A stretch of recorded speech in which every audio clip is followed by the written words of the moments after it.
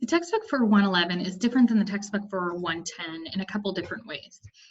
Unlike just having it as your lab manual where you'd be working through an exercise and then completing an assignment sheet, with 111 you have your tutorials in your textbook and then you have an assignment. The tutorials are step-by-step instructions where they give you all the steps that you need, all the images, all the screenshots of what you're going to do on the software to complete the task. So in this first chapter, in this first tutorial, they're having you do some basic stuff, open and save a map document.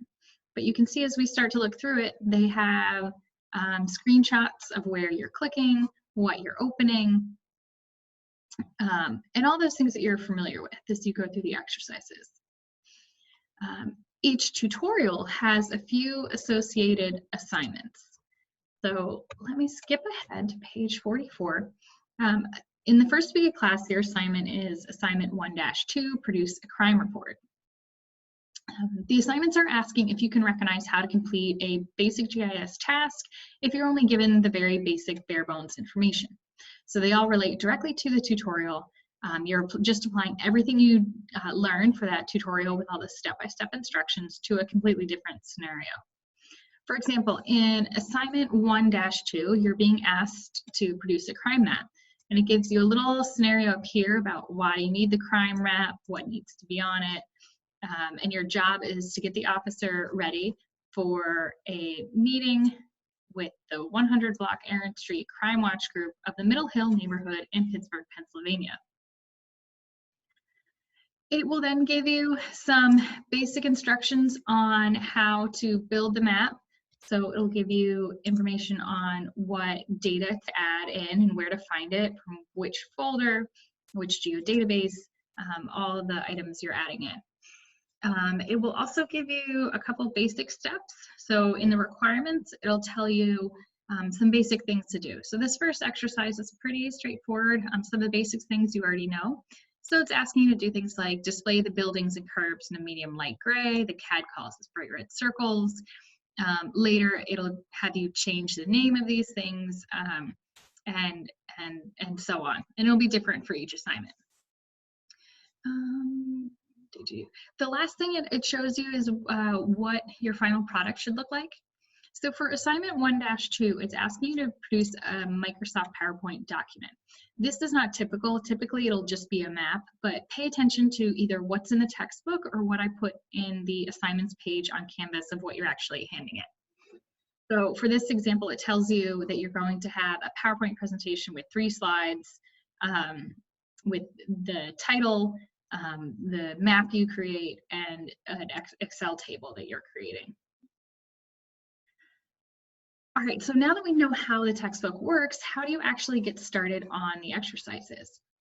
Now in this video, I'm assuming you've already downloaded the data. If you haven't done that, please go back and read the instructions on Canvas or go back and watch the video that is on Canvas.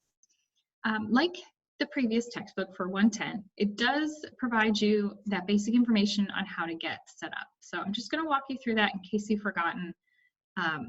But the first thing for this exercise it asks you to do is on the Windows taskbar, launch ArcMap.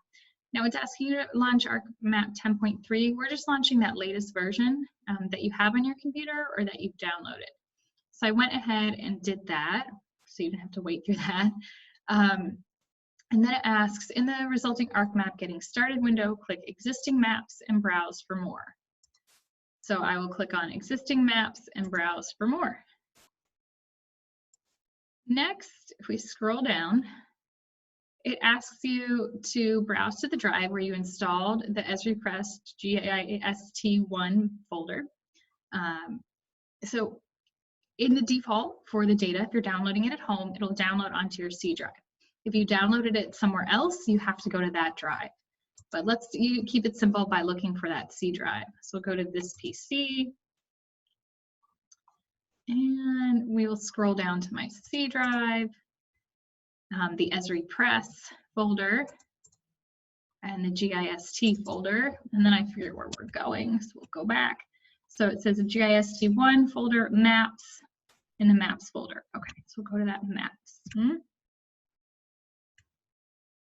Oh, maps, there it is. Open that folder. Then it asks you to click on the tutorial 1-1.mxd icon, or it might not have that mxd. So we'll click on it once, and then it's going to ask you just to go ahead and open that. So we will let it slowly load, and it will load into ArcMap. Some things to think about. Remember, if you are not in the C drive, like my folders are all in that C drive here. You can see it here. Oh goodness, that didn't make an arrow. Well, let's pretend it's an arrow. You can see the C drive. If you are in that C drive, this will be an easy, straightforward, one-for-one repeating of the video. Remember, if you're not in the C drive, get out of here.